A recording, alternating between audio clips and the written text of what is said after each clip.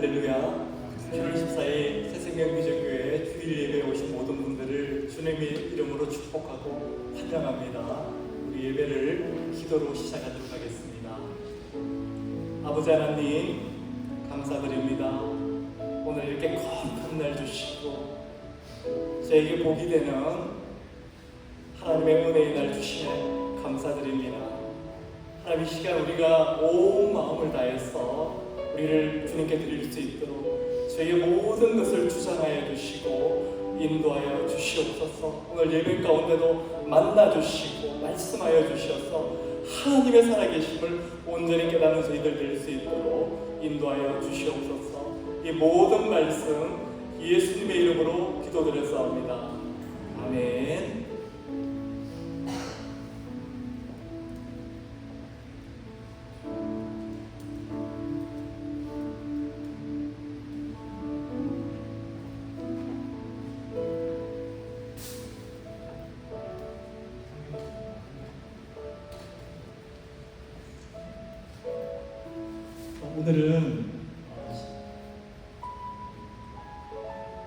오늘은 침례식이 있는 날입니다. 지난주에 공부해드렸듯이 오늘 우리 원주 형제의 침례식이 있을 텐데 우리 함께 침례식을 거행하도록 하겠습니다. 제가 오늘 유난히 목이 마르고 긴장이 되는 그런 시간입니다. 우리 마태복음 28장 19절 말씀, 그러므로 너희는 가서 모든 민족을 제자로 삼아 아버지와 아들과 성령의 이름으로 침례를 베풀라는 우리 주님의 말씀에 순종해서 침례식을 거행하도록 하겠습니다. 우리 원존 형제 앞으로 나와주시면 감사하겠습니다. 가운데로 우리 침례를 베풀기 전에 먼저 우리 원존 형제가 속한 일본 목장의 목사님이 기도해 주시겠습니다. 기도하겠습니다. 하나님, 주님께서 사랑하시는 원주님, 사람들 앞에서 예수님이 인생의 주인 되심을 고백하게 하심에 감사합니다. 이 믿음의 고백으로 인해 침례를 받습니다. 원준이가 가는 발걸음 한 걸음 한 걸음마다 예수님 닮아가는 삶, 하나님을 온전히 의지하는 삶 되게 해주시고 하나님 손에 붙들린 인생이 되게 해주세요. 정말 감사합니다. 예수님의 이름으로 기도했습니다.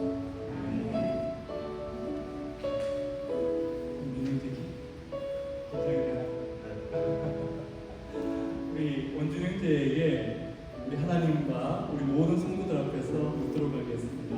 우리 원준 형제님은 예수님을 내 인생의 구원자요 주님으로 영접하셨습니까? 우리 원전 형제님은 예수님이 내 죄를 대신해서 십자가에서 돌아가시고 사흘 만에 부활하셨음을 믿으십니까? 우리 원전 형제님은 예수님을 영접했기에 지금 죽어도 천국에 가신다는 확신이 있으십니까? 아멘으로 하다겠습니다. 우리 원전 형제님 침례타락으로 들어가 주시면 감사합니다.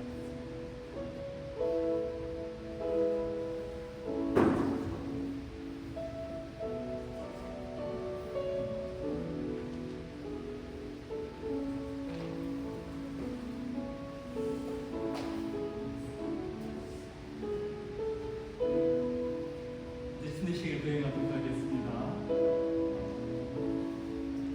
이제 성부와 성자와 성령의 이름으로 우리 하나님의 자녀된 우리 조원준 형제에게 침례를 베푸노라.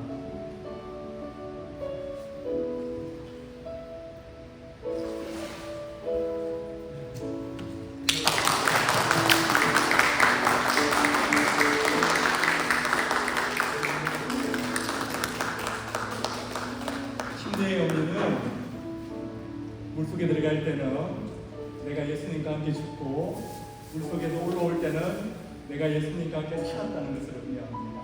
내가 죽고 예수님으로 사는 인생을 표현하는 것입니다. 제가 기도하도록 하겠습니다. 아버지 하나님 감사드립니다. 오늘 우리 원존 형제에게 침례받는 이 거룩하고 은혜로운 시간을 허락하여 주심에 감사드립니다. 하나님 아버지, 오늘 이 신간을 잊지 않고 평생도록 마음에 새기고 살아가는 우리 원준 형제 될 수 있도록 하나님 붙들어 주시고 인도하여 주시옵소서. 원준 형제의 삶 가운데 크고 놀라운 하나님의 은혜를 부어 주시옵소서. 예수님의 이름으로 기도드렸사옵니다. 아멘.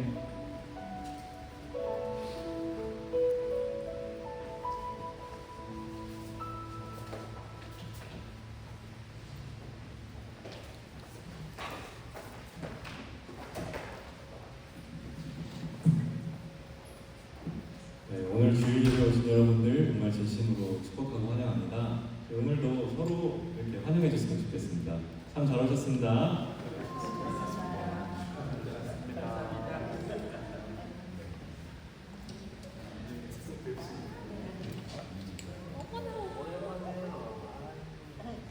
네, 저희 기쁜 마음으로 같이 일어서서 박수 치면서 주님을 찬양해 주시면 좋겠습니다.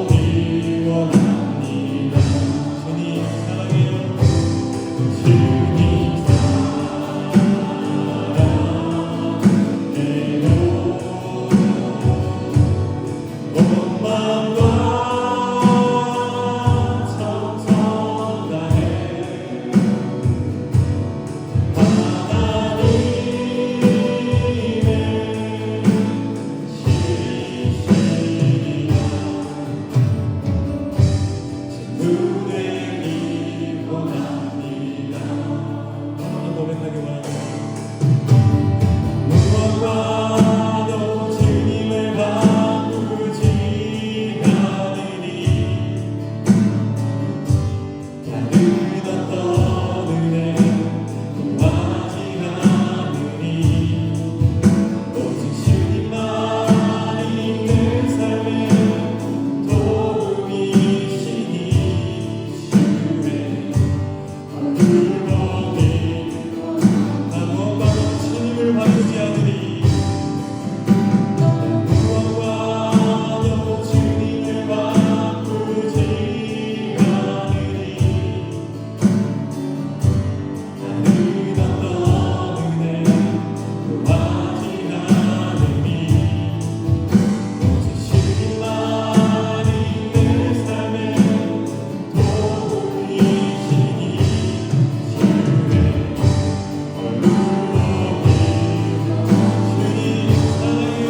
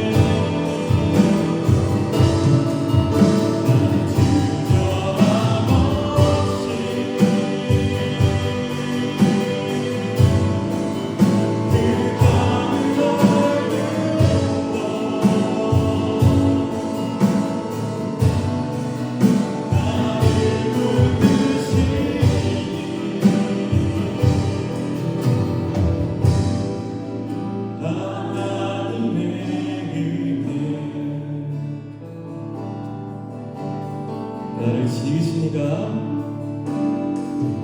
나를 지으시니가 하나님 나를 부르시니가 하나님 나를 보내시니도 하나님 나의 남은 것은 다 하나님 은혜라 나의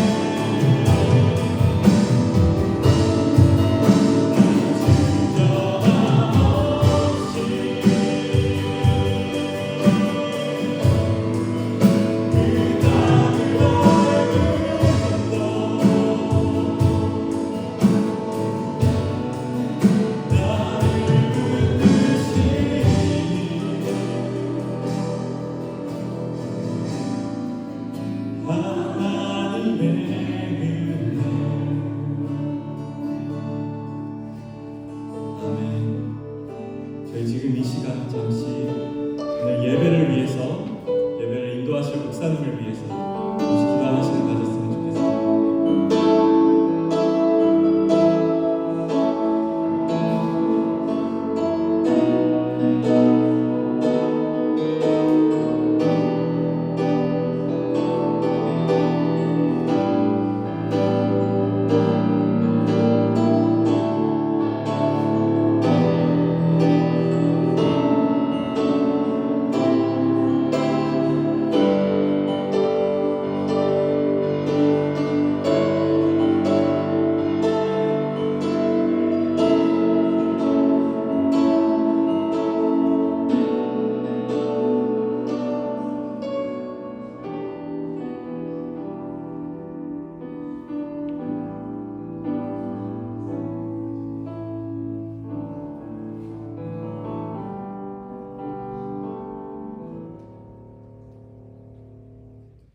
사랑이 많으신 하나님 아버지, 주님의 은혜로 더운 날씨에도 잘 지내고 예배 자리에 나오게 하심에 감사를 드립니다.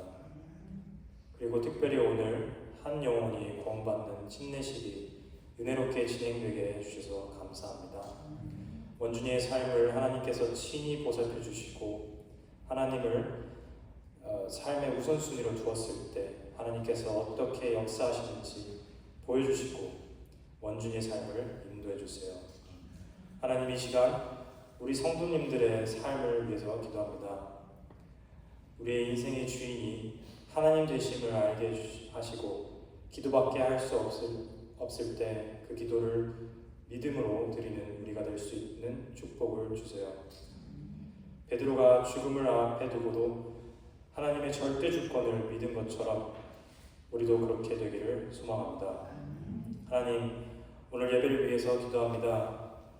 주님을 사랑하는 마음으로 이 자리에 모인 성도님들을 축복해 주시고 우리가 하나님을 예배할 때 한 마음으로 예배할 수 있는 마음을 허락하여 주세요. 예배를 방해하는 모든 것들을 제거해 주시고 예배에서 하나님과 더 가까워지는 시간이 되게 도와주세요. 하나님의 말씀을 전하시는 목사님께서도 동일한 은혜 허락하여 주셔서 저희가 들어야 할 말씀을 알게 하시고 그 말씀 한마디 한마디에 힘이 있게 붙들어 주세요. 다시 한번 오늘 드려지는 이 예배를 온전히 받아주시고 우리의 삶을 붙드시는 예수님의 이름으로 기도드렸습니다.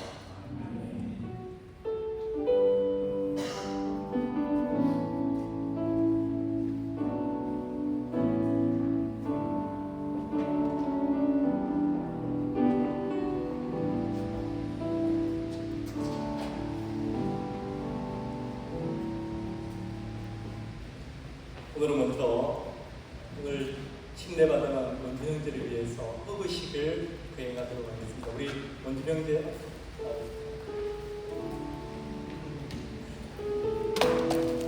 앞으로 보고 우리 각자에게 장미꽃이 있을 것입니다. 우리 앞줄부터 우리 목사님부터 나오셔서 우리 원준 형제에게 한 분 한 분 차례대로 나오시면 되겠습니다. 한번 축복해 주시고 축하해 주시고 안아주시면 감사하겠습니다. 오늘 정말 뜻깊은 날입니다.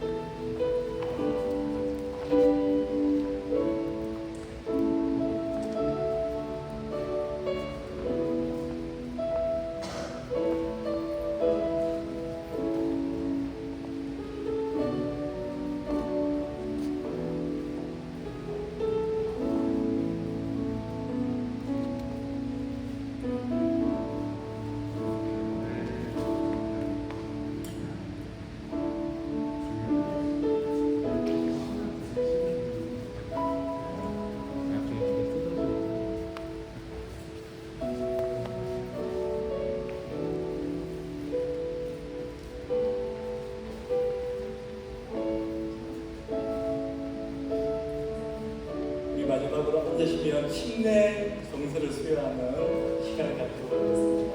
우리 원장님 앞에 나오시면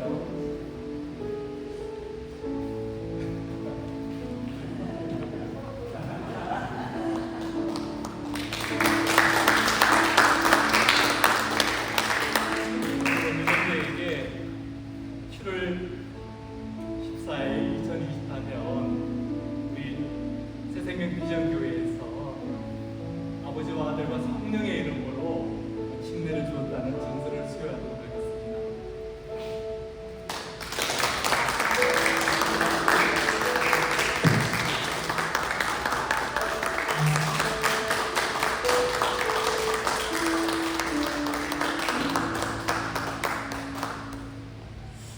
제가 침례식을 하면서도 또 침례받는 분들에게 한 가지 아쉬운 부분이 있어요.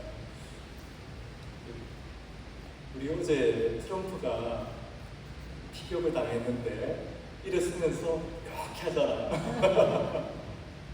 그런 것처럼 저도 잘 그렇게 못했지만 침례받을 때는 우리 일어나면서 할렐루야 이렇게 했으면 하는 게 늘 제 마음인데 아직 그런 분을 보지 못했는데 여러분 앞으로 예정되어 계신 분들 참고하시기 바랍니다. 네, 이게 목사의 마음입니다. 근데 저도 그랬거든요. 신자 때 할렐루야 못했거든요. 받을 때. 우리 교회 소식 나누는 시간입니다. 오늘 다시 한번 새생명 비전교회 7월 14일 주일 예배 오신 모든 분들을 주님의 이름으로 축복하고 환영합니다. 오늘 우리 원준 형제에 대한 침례식이 있었습니다. 너무 은혜로운 시간이었습니다. 제가 오늘은 다른 분들 침례 드릴 때보다 더 기대가 되고 또 막 기다려지는데 오늘 말씀은 우리 미시피 잭슨 늘 푸른 침례교회 은퇴 목사님이신 손나라 목사님께서 전해주십니다. 우리 잭슨 늘 푸른 침례교회를 개척하시고 하나님께서 맡겨주신 그 길을 끝까지 다 완수하시고 오늘 이 자리에 오셨습니다. 하나님께서 우리 목사님을 통해서 우리 교회에 꼭 필요한 말씀을 부어주실 것이라고 믿습니다. 생명의 삶 공부가 지금 계속되고 있습니다. 근데 8월 19일 주간부터 새롭게 하반기 생명의 삶, 새로운 삶 공부가 시작이 됩니다. 신청해 주시기 바랍니다. 그리고 이번 주 성경 통독은 전도서 12장까지 그리고 아가서 9장까지 말씀입니다. 우리 포기하지 않고 끝까지 함께 읽어 나가셨으면 좋겠습니다. 중간에 시작하셔도 됩니다. 우리 함께 오늘 우리 찬양 올려드리고 우리 교회에 주신 말씀 함께 봉독하도록 하겠습니다. 먼저 찬양 올려드리도록 하겠습니다. 우리 함께 일어나셔서 찬양 올려드리도록 하겠습니다. 하늘의 문을 여소서 이곳을 주목하소서 주를 향한 노래가 꺼지지 않으니 하늘을 열고 보소서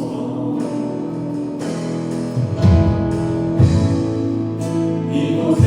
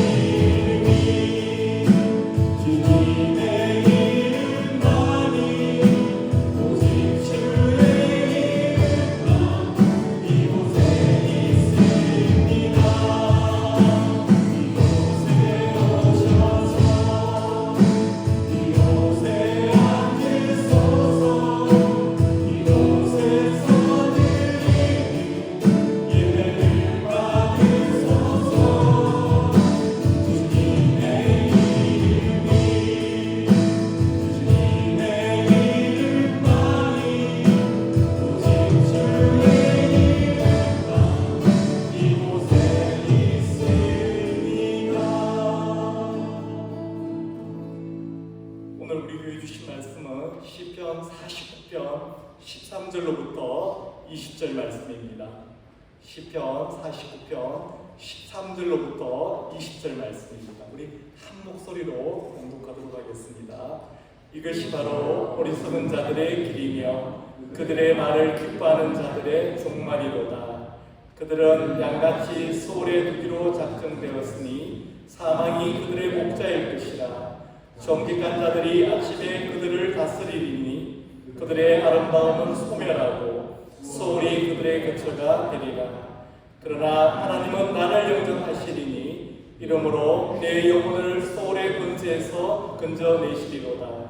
사람이 기뻐하여 그의 집의 영광이 거할 때에 너는 두려워하지 말지어다. 그가 죽음에 가져가는 것이 없고 그의 영광이 그를 따라 내려가지 못함이로다. 그가 비록 생시에 자기를 축복하며 스스로 좋게 함으로 사람들에게 칭찬을 받을지라도 그들은 그들의 역대 조상들에게로 돌아가리니 영원히 빛을 보지 못하리로다. 존귀하나 깨닫지 못하는 사람은 멸망하는 짐승 같도다. 아멘. 앉으시겠습니다. 오늘 우리 목사님 나오실 때 우리 크게 박수로 환영하도록 하겠습니다. 우리 목사님 나오시면.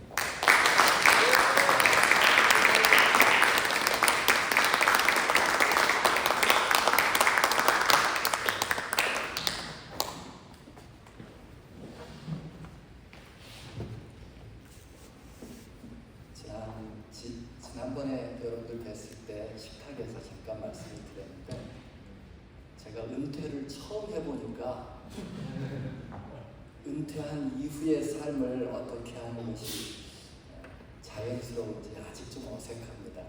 이제 한 3달쯤 지났는데 그 와중에 목사님이 말씀해 주셔서 외로운 목사에게 설교할 기회를 주셔서 감사하고 또 교회에 감사를 드립니다. 한 주간 동안 말씀을 준비하면서 얼마나 마음에 기쁨이 되는지 모릅니다. 저도 그 말씀을 함께 나누기를 원합니다. 제가 아까 허락받았는데 기타를 잠깐 있습니다.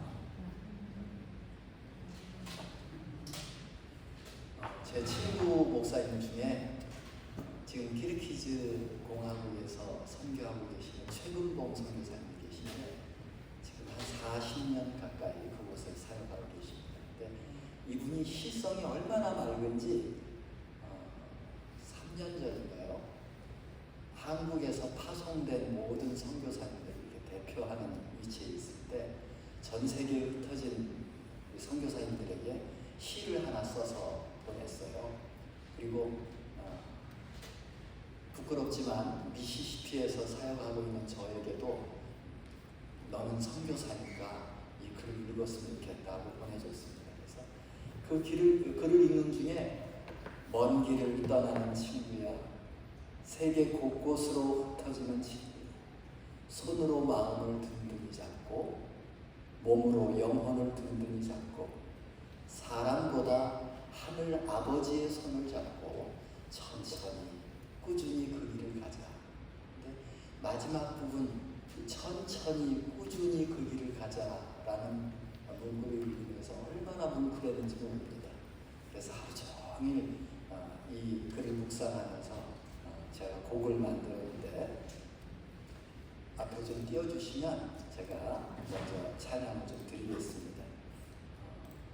40년 전에는 저도 둘째 아드님처럼 목소리가 기름지고 좋았는데 10년 전부터 제 아내가 어디 가서 제발 특송을 하지 말라고 몇 번 그러는데 오늘은 뭘 잘 부르고 싶어서가 아니라 이 은혜를 나누고 싶어서니까 이해했으면 좋겠습니다.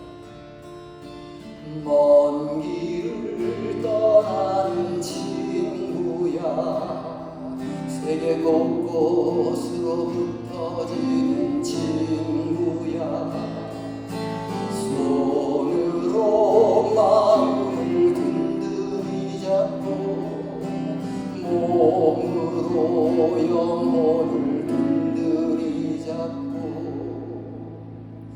사람보다 할아버지의 손을 잡고 천천히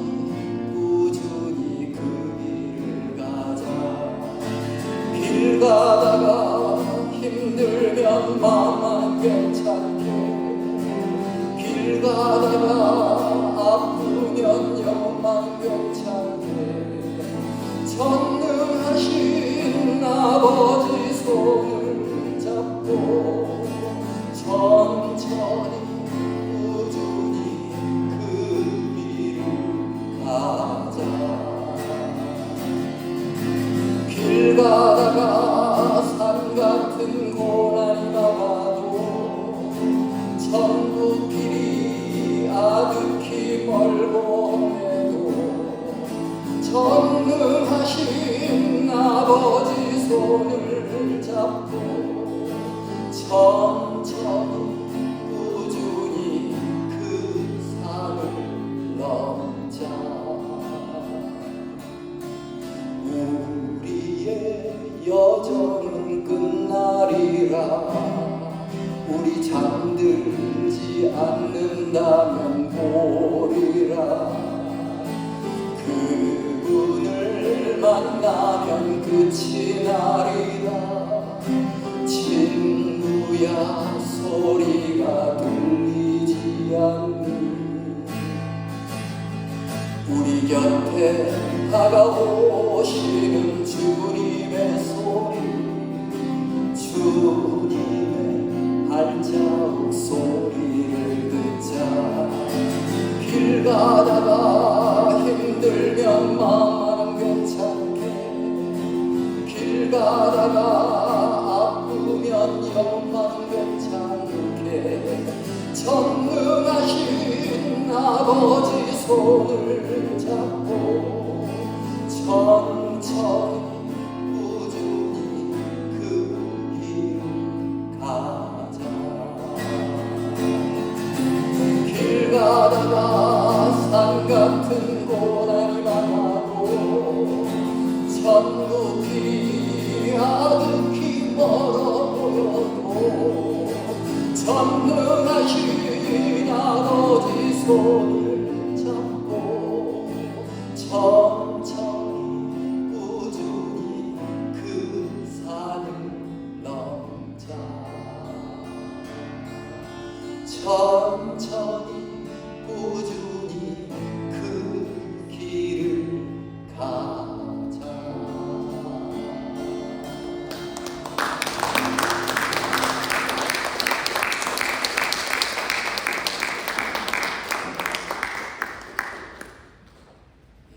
예수 생명 비전교회 성도님들 수준이 상당히 높네요. 박수로 격려해 주셔서 감사한데, 사실은 저와 여러분들의 삶의 여정이 선교사의 여정 아니겠습니까?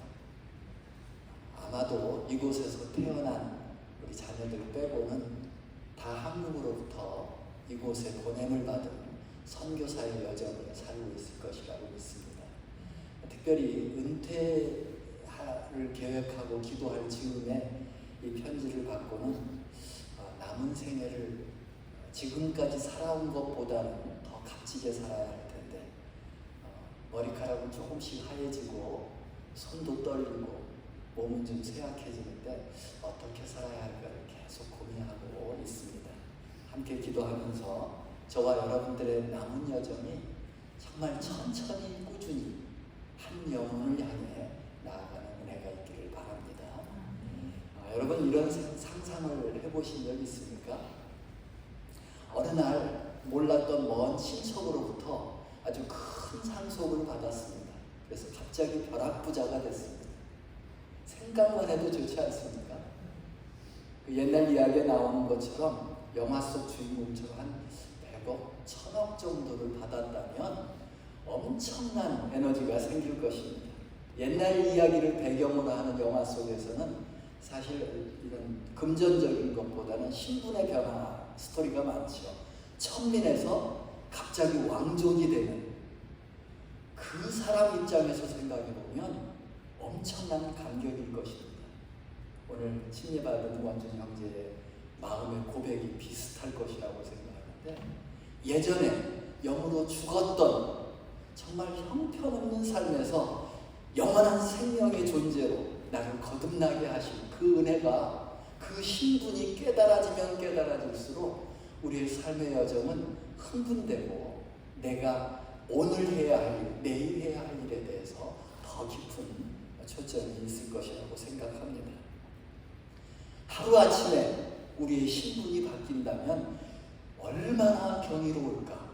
근데 그것은 퀘스천이 아니라 이제 저와 여러분들의 고백이 되기를 축복합니다. 그럼에도 불구하고 최근에 나의 신분에 대해서, 나의 변화된 신분에 대해서 얼마나 감동하고 사셨습니까?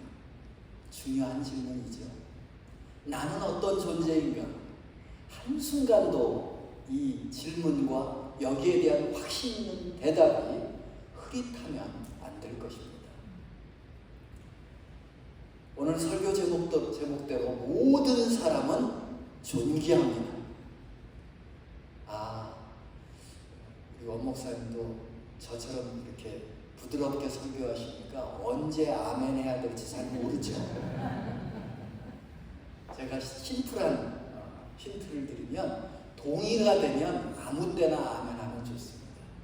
그건 목사님을 위해서가 아니라 내 영혼을 위해서 그렇습니다. 동의되는 것에 자꾸만 반복해서 아멘 할수록 그 말씀의 능력이 내 삶의 능력이 되기 때문입니다. 오늘 설교 제목처럼 저와 여러분들의 인생은 존귀한 인생입니다.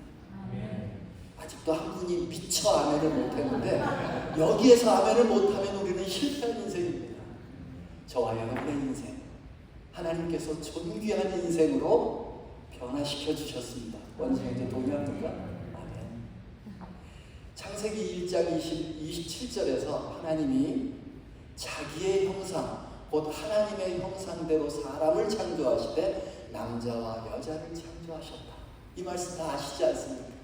하나님의 형상을 따라 창조되어진 저와 여러분은 존귀한 존재다라고 말씀하십니다. 그래서 우리가 인생을 살아가는 중에 우리는 하나님 아버지의 성품을 닮아가는 하나님의 자녀된 삶을 살아갈 수 있는 것입니다. 잠시도 이 진리를 잊지 마시기 바랍니다.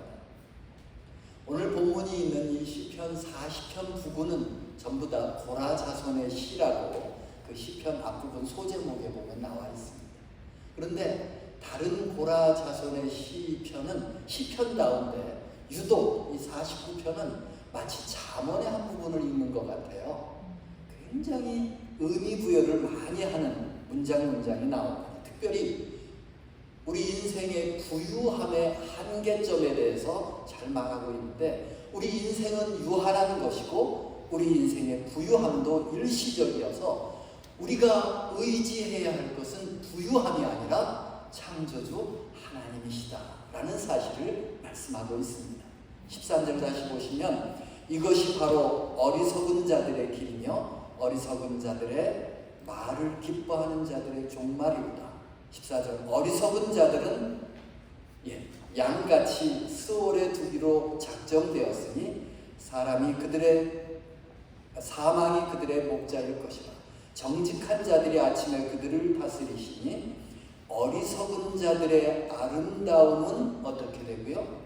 소멸할 것이고 스올이 지옥이 그들의 거처가 될 것이다 라고 말씀합니다.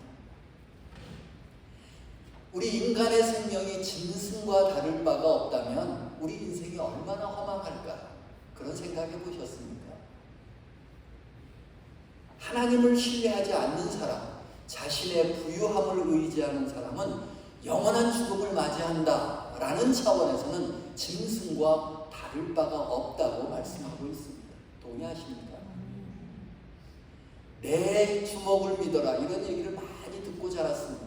내 부유함, 내가 가진 지식과 명예와 가진 모든 재산 그런 것을 의지하는 사람은 영원한 죽음을 맞이하는 멸망하는 짐승과 다를 바가 없다라고 지금 말씀하고 있습니다.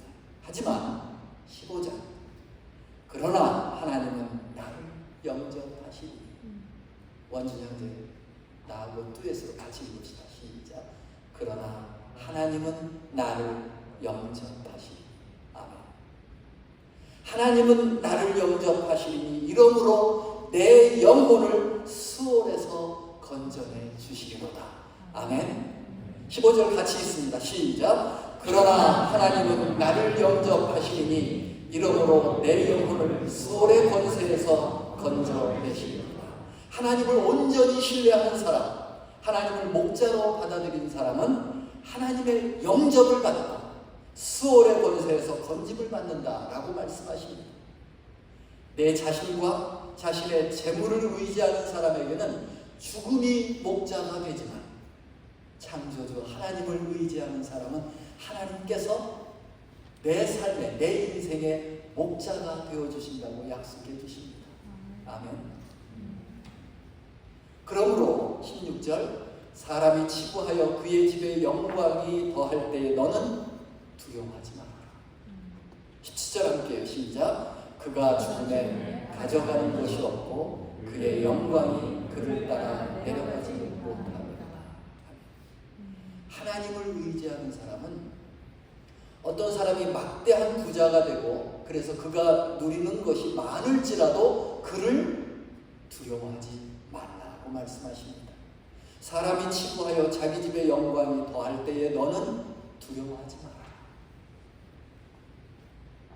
그를 두려워하지 말라고 말씀하십니다. 왜냐하면 그가 죽을 때에 그도 빈손이 될 것이다. 우리가 아는 상식 아닙니까? 그런데 말씀은 한 번 더 짚어줍니다. 그를 두려워하지 말고 그를 부러워하지 않을 이유는 그도 죽을 때 빈손으로 돌아갈 것이고 그가 누렸던 모든 것이 그를 따라가지 않을 것이다 라고 말씀합니다. 또한 살아있을 때에는 수많은 사람들이 그를 떠받쳐주는 삶을 살았을지라도 그 역시 죽음을 피할 수 없기 때문입니다. 누구도 죽음을 피할 수 없습니다. 여러분, 오늘 말씀을 기억하시고 우리가 이 텍사스 프리스코 지역을 살아가고 있는데 이 땅을 살아가면서 주변에 막대한 부자들, 막대한 권세 잡은 자들, 세상에 힘 있는 자들 두려워하지 마시기 바랍니다. 여기서는 아멘 할 타임인데 원수연지 잠깐 놓쳤죠. 네, 아멘 했어요. 조금 더 적극적으로 목사님 말씀하셨잖아요. 할렐루야 이러라고. 아멘이 절실한 때입니다. 이 세상에 그 어떤 것도 두려워하거나 부러워하지 마시기 바랍니다. 여러분, 이 세상에서 이름을 날리던 사람들, 그 사람들이 죽었을 때 장례식장에 가보면 입구부터 다릅니다. 장례식장이 크고 화려하고 엄청나게 비싼 곳입니다. 입구부터 화환이 놓여 있다가 관 있는 즈음에 가면 의뢰인이 대통령이나 혹은 권세 있는 사람들의 이름이 적혀 있는 화환이 놓여 있고요. 쭉 가다 보면 끝에 어느 교회 화환 혹은 어느 절에서 보내준 화환, 그런 것들이 놓여 있습니다. 온통 그 주변에는 꽃으로 덮여 있습니다. 그 입구부터 화환이 즐비해서 꽃으로 가득한데 세상 사람들은 그 덮여있는 수많은 꽃들을 부러워합니다. 그 장례식장에 참석했다는 것 자체로 큰 감사를 느낍니다. 대부분의 사람들이 그렇습니다. 그런데 여러분, 그 속은 어떻습니까? 그 관 속은 초라하기 그지없습니다. 누가 죽은 것과 똑같습니다. 시체는 썩고요. 그 냄새는 역겹습니다. 이것이 현실입니다. 저와 여러분들은 겉모습이 아니라 우리가 존귀한 인생을 살아가는 동안 그 내면을 볼 수 있는 영적인 사람이 될 수 있기를 축복합니다. 내면을 보는 훈련이 필요합니다. 매일매일 말씀 통독 목사님 계속 강조하시는데 포기하지 마십시다. 저도 여러분들도 매일매일 말씀 속에서 나의 내면이 보여지고 이 세상의 겉모습이 아니라, 화려한 모습이 아니라 그 내면에 숨겨져 있는 모습을 볼 수 있는 영적인 시선이 필요한 때입니다. 동의하시죠? 이 세상이, 우리 자녀들이 살아가는 세상이 얼마나 걱정스러운 세상입니까? 우리의 시선은 영적인 시선이 되어야 합니다. 그 관 속에 있던 영혼은 어떨까요? 그가 만약 그리스도인이 아니라면 어떨까요? 지금 지옥에서 처참하게 떨면서 이 광경을 보고 있지 않겠습니까? 그런 가운데 그가 뭐라고 말할까요? 내 장례식을 이처럼 호화롭게 꾸며주니 참 고맙다라고 말할까요? 지옥에서 자기가 이 땅에 살면서 이름을 날리며 살았던 것을 자랑스러워할까요? 그곳에서도 여전히 그리스도인들을 하찮게 여기고 있을까요? 결코 그렇지 않을 것입니다.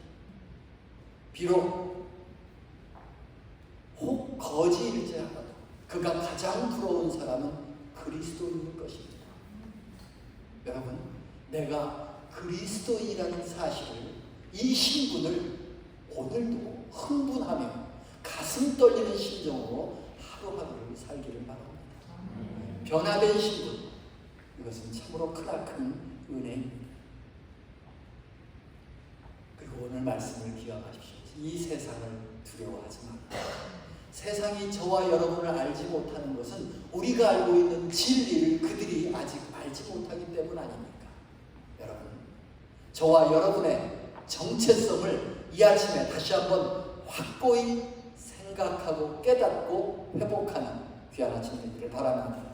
우리 그리스도인들에게 있어서 무엇이 가장 소중합니까? 이 세상의 재물이 아니라 단연코 내가 가지고 있는 믿음의 고백이 소중한 것 아니겠습니까? 이 고백을 잊지 말아야 됩니다. 18절, 그가 비록 생시에 자기를 축하하며 스스로 좋게 함으로 사람들에게 칭찬을 받을지라도, 19절 함께요. 시작. 그들은 그들의 역대 조상에게로 돌아가니 영원히 빛을 보지 못하리로다. 아멘. 세상의 권세 잡은 자들은 놀랍게도 스스로를 존귀하다고 생각합니다. 스스로도 자신을 존귀하다고 생각하고 주변 사람들도 그를 존귀하다고 생각합니다. 그러나 여러분, 그도 다른 사람과 마찬가지라고 성경은 확실하게 증언하고 있습니다. 결코 틀리지 않습니다. 그도 다른 사람과 마찬가지로 죽습니다. 19절에 보면 그도 열조에게로 돌아갑니다. 영원히 빛을 보지 못하는 암흑의 자리로 가게 될 것입니다. 그들의 처지를 잘 알고 있는 저와 여러분이 왜 그들을 두려워하고 왜 그들을 부러워합니까? 오히려 그들을 불쌍히 여겨야 하지 않겠습니까? 여러분, 영적인 시선을 떠서 이 세상을 긍휼히 여기는 마음을 가지시기 바랍니다. 그 마음을 가질 때에 우리는 한 영혼 한 영혼에 대한 관심이 커져가는 것입니다. 이 세상을 불쌍히 여겨야 합니다. 성경은 그래서 그들을 두려워하지 말라고 적극적으로 권면하고 있는 것입니다. 원주 형제의 남은 삶 속에서, 그리고 우리의 삶 속에서 수많은 영혼들이 보여야 됩니다. 그들의 내면을 보고 내게 바뀌어진 이 놀라운 신분의 은혜를 그들에게도 나누는 은혜가 있기를 바랍니다. 자기 자신이나 자신이 가진 것을 의지하는 삶을 결코 살지 말라, 그렇게 말씀합니다. 오늘 본문은 그래서 이렇게 마무리합니다. 20절, 존귀하나 깨닫지 못하는 사람은 멸망하는 짐승 같도다. 저는 이 말씀 얼마나 도전이 되는지 모릅니다. 그래서 오늘 본문을 이렇게 잡았습니다. 존귀하나 깨닫지 못하는 사람은 멸망하는 짐승 같도다. 제가 부끄러운 간증을 좀 하나 나누고 싶습니다.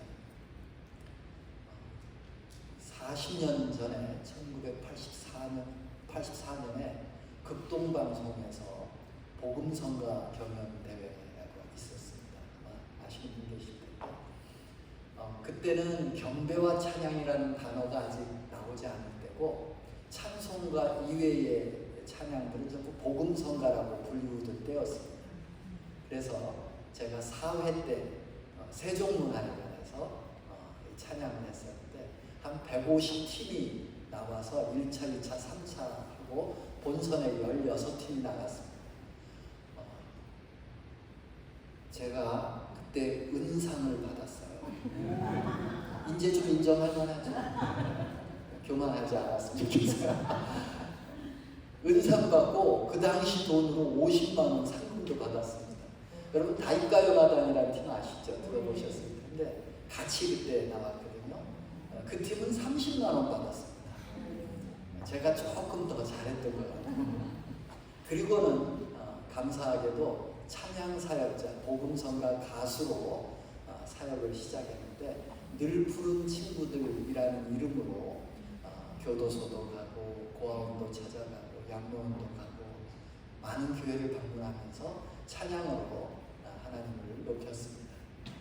그러면서 제가 계속 곡을 쓰게 돼서 그 당시에는 CD가 나오지 않은 때였거든요. 카세트 테이프가 나오던 때입니다.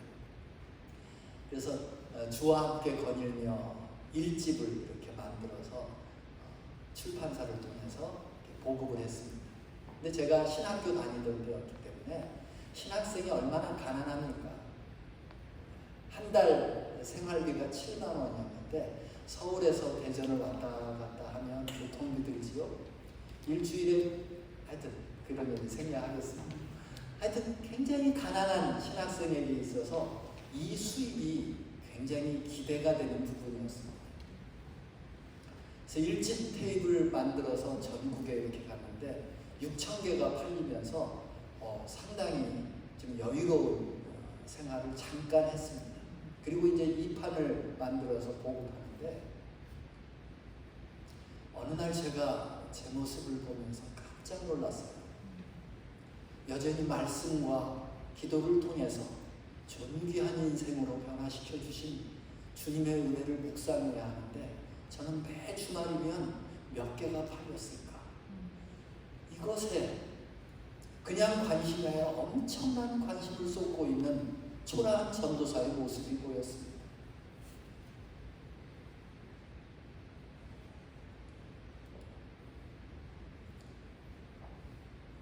기도 후에 하나님, 이것은 아닌 것 같습니다.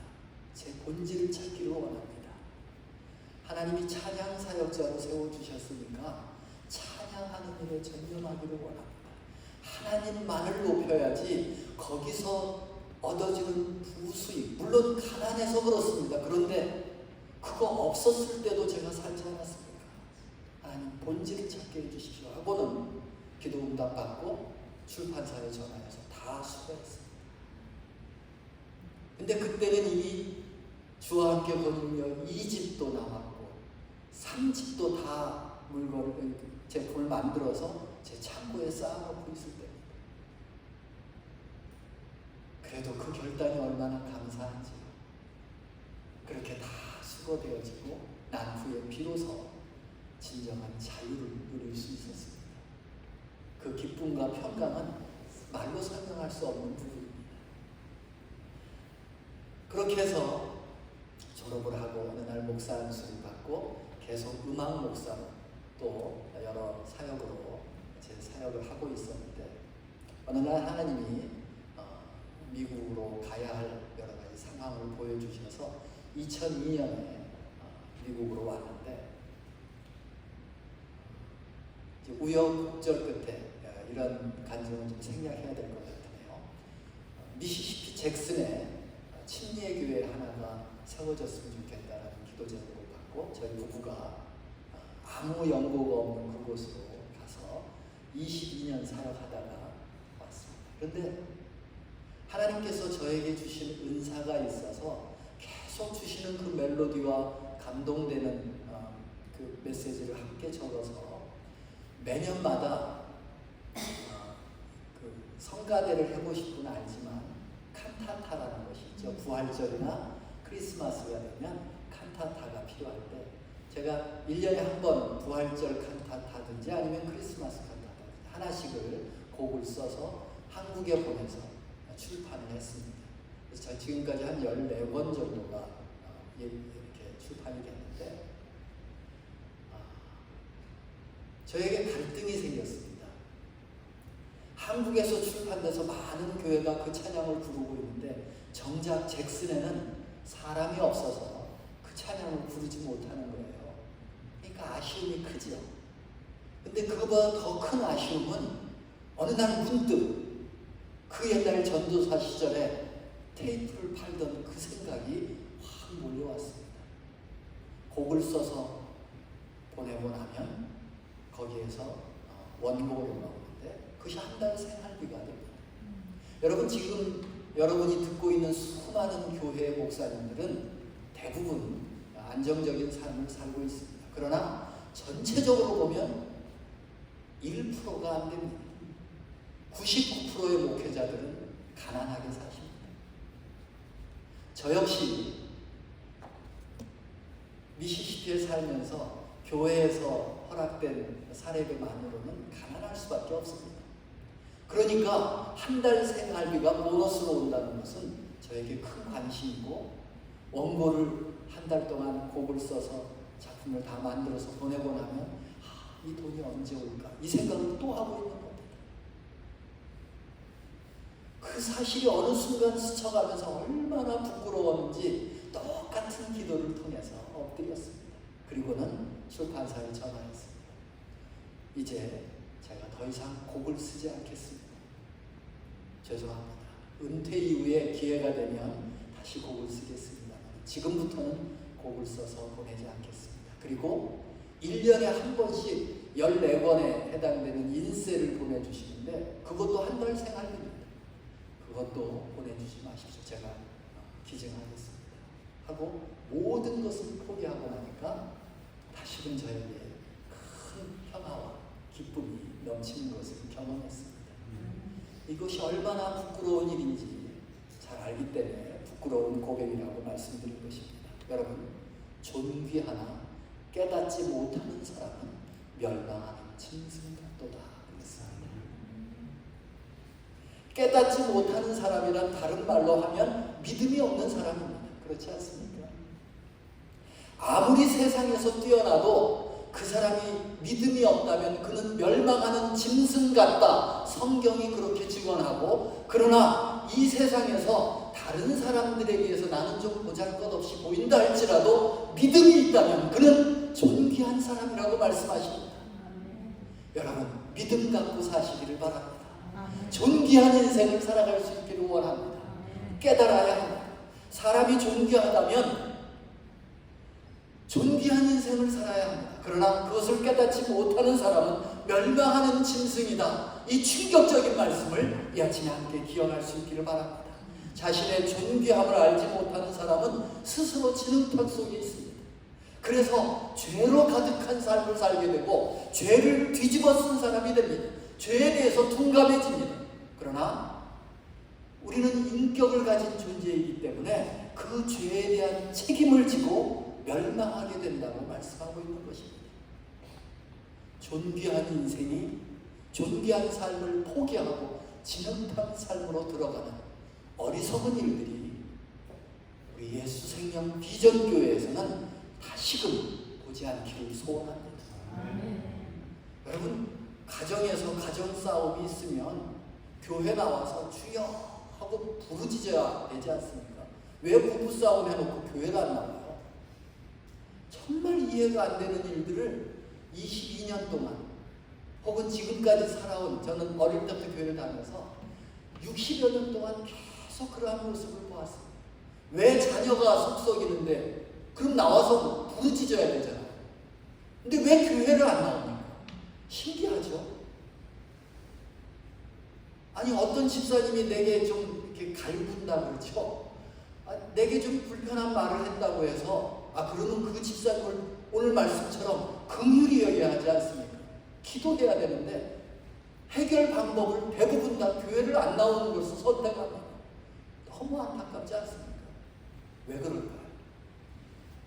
내 신분의 변화, 내가 존귀한 인생이라는 사실을 몰라서 그렇습니다. 교회관은 내 신분의 변화에서부터 생겨지는 것입니다. 예배관, 예배의 삶은 내가 변화된 인생을 살고 있다고 하는 신분의 확증이 있을 때 가능한 것입니다. 저와 여러분은 어떤 인생을 살고 있다고요? 존귀한 인생을 살고 있습니다. 우리 아들 이 말 이해하고 있어요?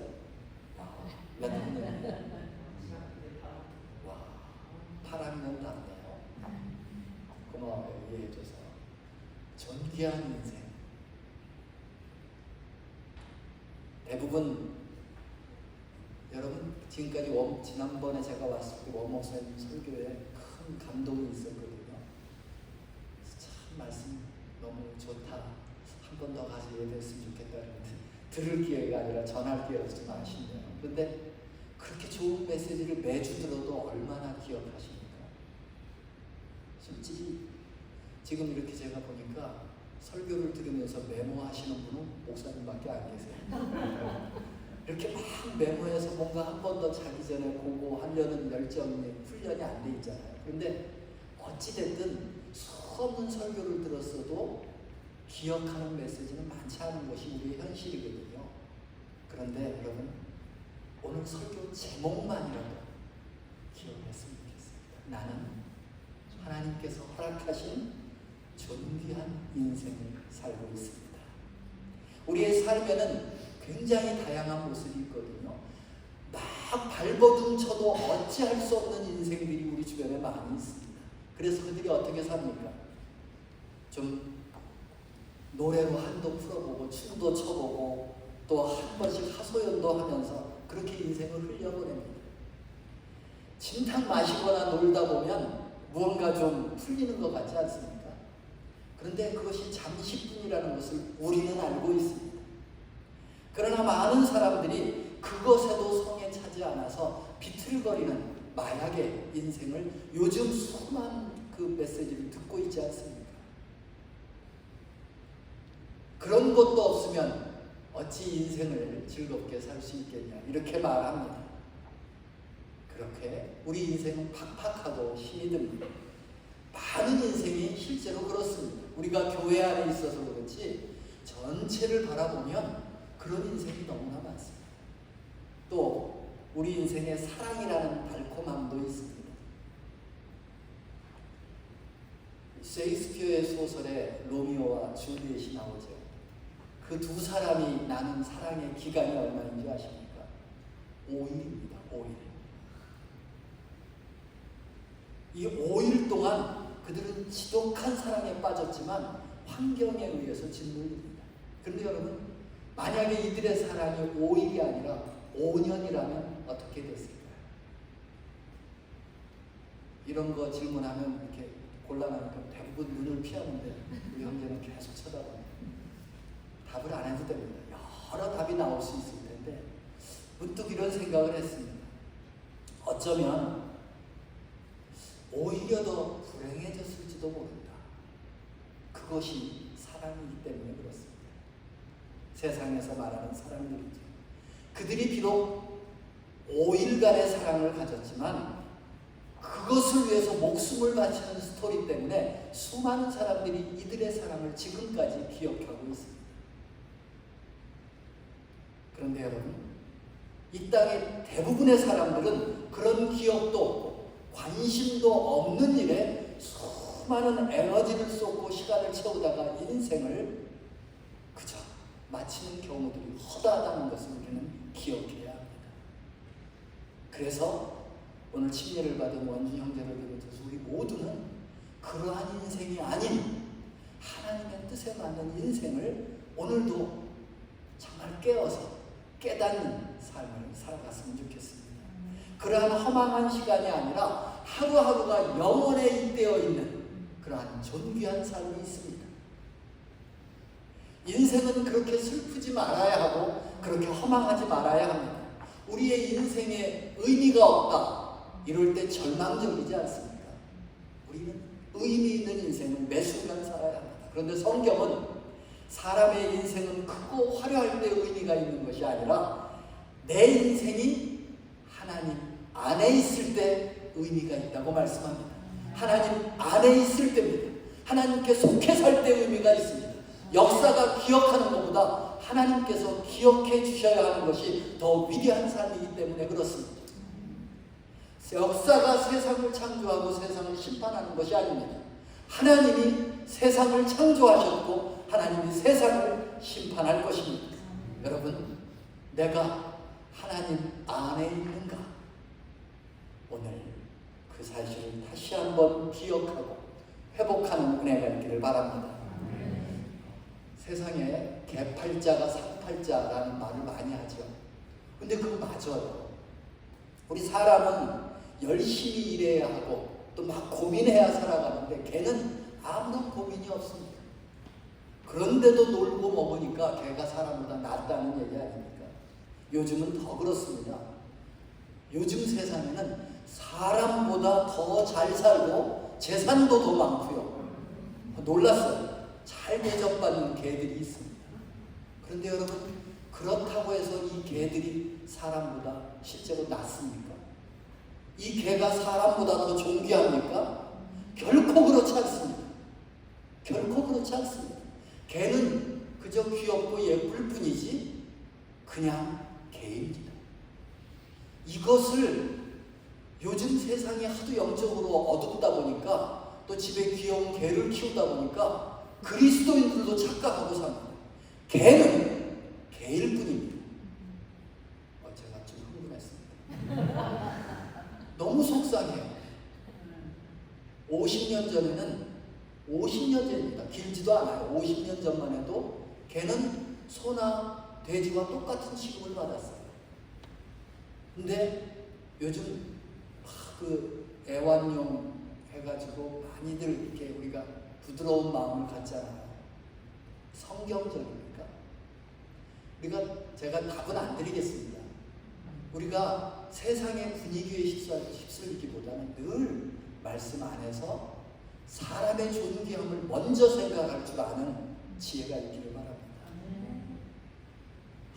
여러 가지 예화들이 생각나는데 절제해야 될 것 같습니다. 개팔자, 상팔자, 여러분 그 아무 의미 없습니다. 사람이 존귀합니다. 사람의 삶이 존귀한 인생이 되는 것보다 저와 여러분들의 삶이 존귀한 인생이 되는 것은 어떤 이 세상에서 더 편하게 살아야 하고 더 많은 재산을 가져야 하는 것이 아닙니다. 사람이 존귀하게 되는 것은 20절 말씀 깨닫는 것입니다. 동의하십니까? 사람이, 저와 여러분의 남은 인생이 존귀하게 되는 것은 매일 순간마다, 매일마다 깨닫는 인생입니다. 깨달아야 합니다. 하나님께서 나를 창조하셨고 그 창조주 하나님을 알고 그 하나님을 깨닫고 하나님 안에 거하는 것이 존귀한 인생입니다. 하나님 안에서 이제는 죄를 벗어버리고 하나님의 그 은혜를 입고 형상을 입은 인간답게 아름답게 사는 것입니다. 그것이 존귀한 인생을 회복하는 길이다. 오직 사람은 하나님 안에서만 존귀합니다. 이것을 기억하시기 바랍니다. 사람은 항상 더 나은 세상을 바라거든요. 그렇죠? 여러분들도 그럴 겁니다. 아무리 좋은 것이 주어져도 무언가 더 나은 것을 바랍니다. 이것이 이상한 것이 아닙니다. 어떤 사람은 이것을 에덴 컴플렉스라고 말합니다. 에덴에 살아봤기 때문에, 에덴에 있었기 때문에 그 에덴을 그리워하는 것입니다. 이 에덴에서는 가장 행복한 사람의 삶을 살았습니다. 그것을 본능적으로 추구하는 것입니다. 그러기에 이런 갈망은 전혀 이상한 것이 아니라고 말합니다. 저는 그것에 동의합니다. 실제로는 올바른 갈망입니다. 모든 사람은 한 사람도 예외 없이, 저와 여러분 모두 다 에덴에 살아야 합니다. 나중에 존귀한 사람으로 이 땅에 살다가 존귀한 인생을 회복하고 훗날 천국에서 이 에덴에 행복하고 풍성한 삶을 다 함께 살아갈 수 있기를 소원합니다. 의료 봉사를 다녀온 한 의사 선생님이 이런 간증을 했습니다. 그 마을의 결혼 풍습은 자기가 정말 마음에 드는 처녀에게 암소 3마리를 준비하고 가서 청혼을 해야 한다고 합니다. 근데 그 마을에 한 축산 기술을 배운 청년이 있었는데 누구에게 마음을 고백할까 고민하다가 암소 9마리를 가지고 그 마을에 아주 남루한 노인의 심약한 딸을 찾아와서 청혼을 했다고 합니다. 그 말의 의미는 그만큼 사랑했다는 것 아니겠습니까? 세월이 지나서 이 의사 선생님이 다시 그 마을을 찾아갔을 때 깜짝 놀랐습니다. 그 남루한 노인의 심약한 딸로 자란 그 부인이 이제 청년의 아름답고 우아한 부인으로 변화되어 있었기 때문입니다. 짐작이 되실 것입니다. 그 부인은 남루한 가정에서 심약한 딸로 자랐지만 결혼한 후에 자신의 가치를 알았기 때문에 이렇게 소중한 존재라는 사실을 깨닫고 그 가치에 맞는 삶을 살고 있었던 것입니다. 누구나 사랑받는 만큼 살아가고 있는 거 아닙니까? 여러분의 가치는 얼마라고 생각하십니까? 어느 정도의 가치를 현재는 가지고 있어요? 답 안 해도 돼요. 나는 어느 존재의 가치를 가지고 있는가?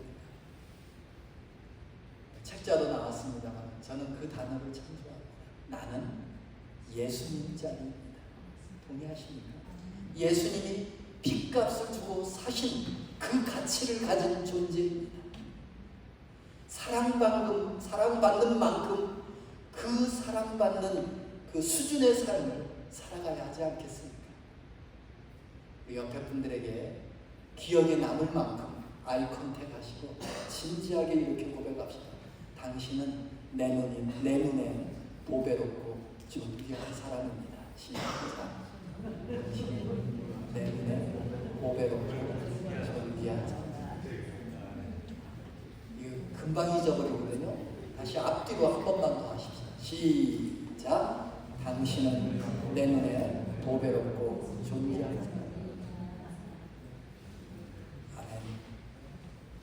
여러분, 하나님은 지금도 저와 여러분이 보배롭고 존귀하며 사랑스러운 존재로 자존감을 가지고 이 세상을 두려워하지 않고 당당하게 하나님의 진짜 자녀다운 삶을 살기를 원하십니다. 믿으십니까? 제가 한 가지 예화만 드리고 마무리하겠습니다. 제가 한국에 있을 때 우리 침례교단에 교육기관이 있습니다. 기독교 한국 침례회 교회진흥원이라는 곳에서 11년 사역을 했는데 강남구 삼성동에 사무실에 있었습니다. 근데 거기서 걸어서 5분만 가면 선릉이라는 릉이 나오거든요. 그래서 점심을 일찍 먹고 그곳에 가서 산책을 하고 들어오곤 합니다. 근데 선릉에 들어서면 양쪽으로 나무 의자가 쫙 둘러서 있어요. 아주 예쁘게 잘 단장되어 있습니다. 그래서 봄이나 가을에는 그곳에 앉아서 좀 쉬었다 오면 참 좋은 쉼터인데 아무 생각 없이 한겨울에 그곳에 앉았다가 깜짝 놀라게 됩니다. 왜냐하면 그 겉모습은 분명히 나무 의자, 휘어가라는 의자인데 그 겉모습과는 달리 나무가 아니라 시멘트 덩어리였기 때문에 그래서 앉으면 깜짝 놀라게 됩니다. 형식은 나무 모습을 취하고 있지만 그러나 그 내용은 시멘트라는 것입니다. 역할은 나무 토막인데 그 존재는, 그 인격은 시멘트라는 모조품이라는 것입니다.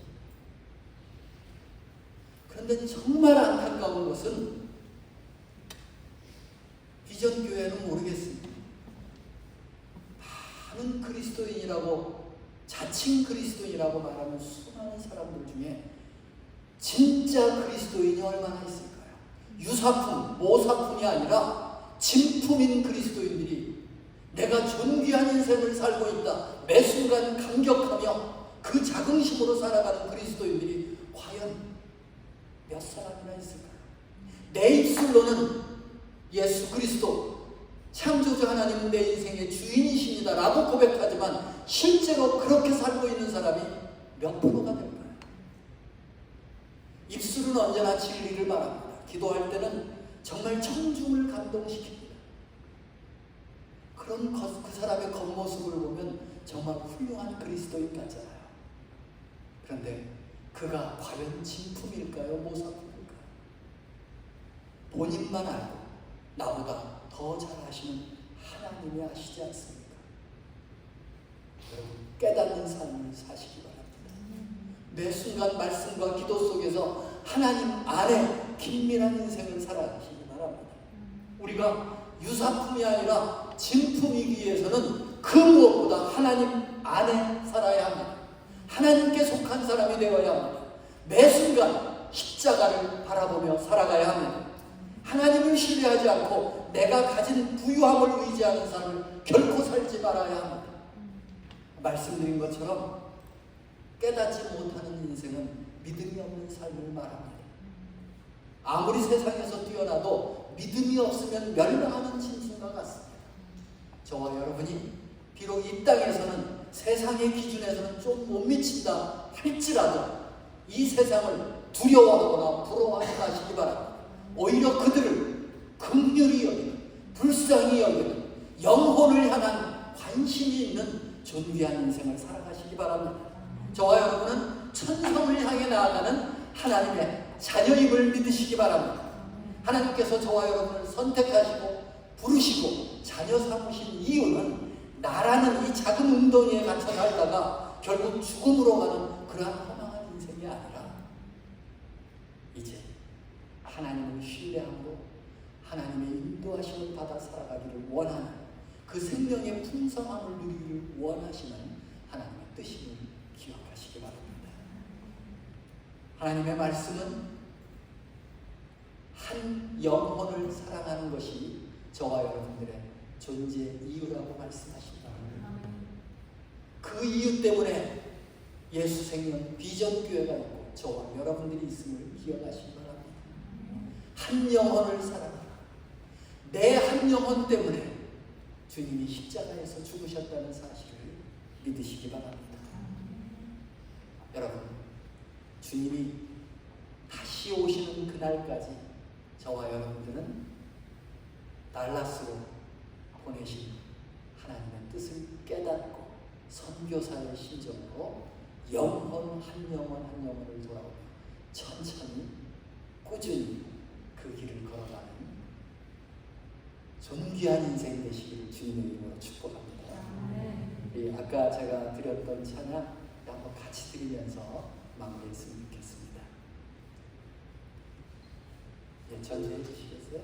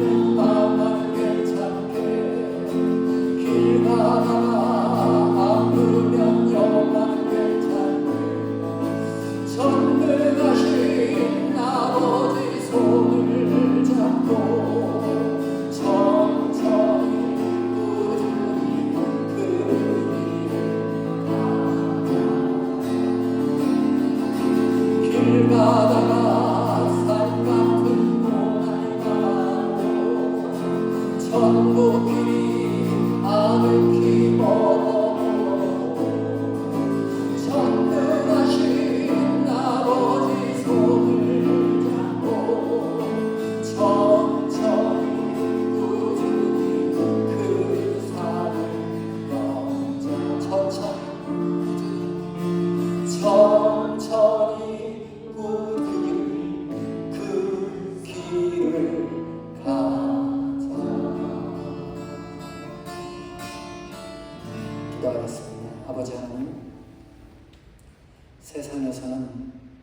조금이라도 더 많이 가지고 조금이라도 더 많이 누리는 것이 행복한 길이라고 생각하고 또 그 사람들이 대접을 받지만 그리스도인 된 우리는 우리가 가진 것이 많든 적든 그것을 목적으로 삼거나 그것을 신뢰하지 않도록 도와주시옵소서. 오직 하나님만을 신뢰하며 살아가게 해주시옵소서. 그래서 이 땅에 살아가는 동안 하나님께서 허락해 주신 삶의 자리에서 자기 웅덩이에 갇힌 인생이 아니라 누군가를 위해 생명을 나누어주는 축복의 통로로 살게 하여 주시옵소서. 그리스도인 된 우리는 보배롭고 존귀하며 사랑스러운 존재로 자존감을 가지고 당당하게 하나님의 자녀된 권세를 누리며 살기를 소원합니다. 이 한 주간도 영원한 생명의 신비를 맛보며 살게 해주시고 그 생명의 날을 누리며 사는 한 주간 되게 해주시옵소서. 우리의 삶의 주인 되신 예수님의 이름으로 기도합니다. 아멘.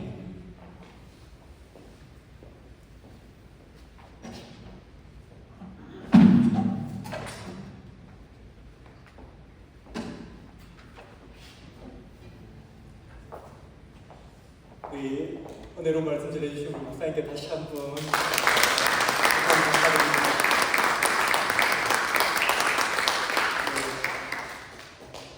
굉장히 은혜가 되고 또 여러분 찔림도 되셨죠. 네. 천천히 꾸준히 가야 된다는 것입니다. 그 길을 우리가 우리 주님께로 가는 그 길을 천천히 꾸준히 그리고 우리 그 산을 넘어야 된다는 것입니다.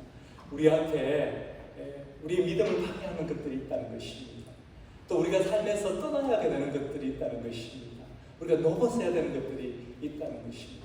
그 산을 넘어가는 저와 여러분 모두가 되기를 주님의 이름으로 다시 한번 축원합니다. 제가 우리 목사님 말씀을 레법하는 게 너무 교만한 것 같습니다. 우리 여러분 각자에게 주신 하나님께서 깨닫게 주신 말씀들이 있을 것입니다. 그 깨달은 대로 여러분 결단하고 살아가시기 바랍니다.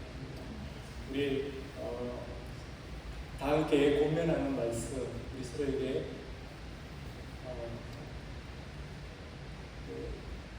공헌하는 시간 갖도록 하겠습니다. 제가 오늘을 원해서 우리 나 무엇과도 주님을 바꾸지 않으리 그 찬양 올려드리면서 우리 공헌하는 시간 갖도록 하겠습니다.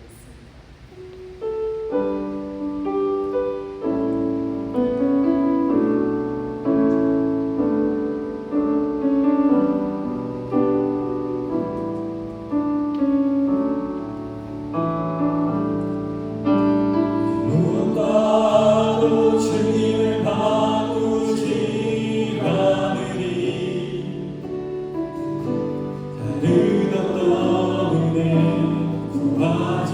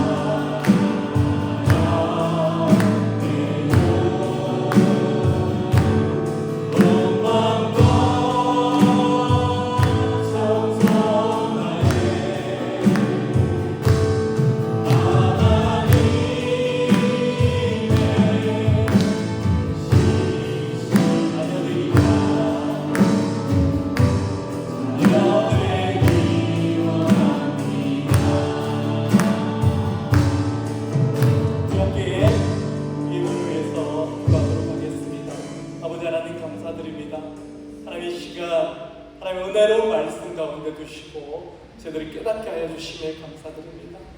저희들 삶을 돌아보고 저희들이 넘어야 될 산이 있다면 넘어가게 하여 주시고 저희가 떠나야 할 자리가 있으면 떠나게 하여 주시옵소서. 물질로 인해서 두려워하거나 정말 부러워하는 인생 되지 않게 하여 주시고 오직 구원받은 그 인생으로 인해서 존귀한 인생이라는 것을 깨닫는 인생 되게 주님의 은혜 가운데 걸어가는 인생 될 수 있도록 주님 주장하여 주시고 은혜 베풀어 주시옵소서. 하나님 기쁨으로 드리는 모든 손길들 가운데 역사하여 주시고 하나님 그 가정과 일들을 형통하게 인도하여 주시옵소서. 이 모든 말씀 예수님의 이름으로 기도드렸사옵니다. 네. 우리 함께 일어나셔서 서로에게 사랑의 마음으로 권면해드리고 우리 찬양 올려드리고 축도로 예배 마치도록 하겠습니다. 우리 함께 데살로니가전서 5장 말씀 함께 사랑하는 마음으로 서로에게 권면하도록 하겠습니다. 여러분은 서로 화목하게 지내십시오. 형제자매 여러분, 여러분에게 권면합니다.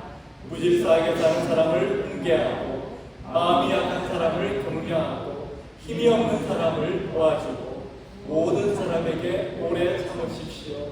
아무도 악으로 악을 갚지 말고 도리어 서로에게 모든 사람에게 항상 좋은 일을 하려고 애쓰십시오. 항상 기뻐하십시오. 끊임없이 기도하십시오. 모든 일에 감사하십시오. 이것이 그리스도 예수 안에서 여러분에게 바라시는 하나님의 뜻입니다. 아멘.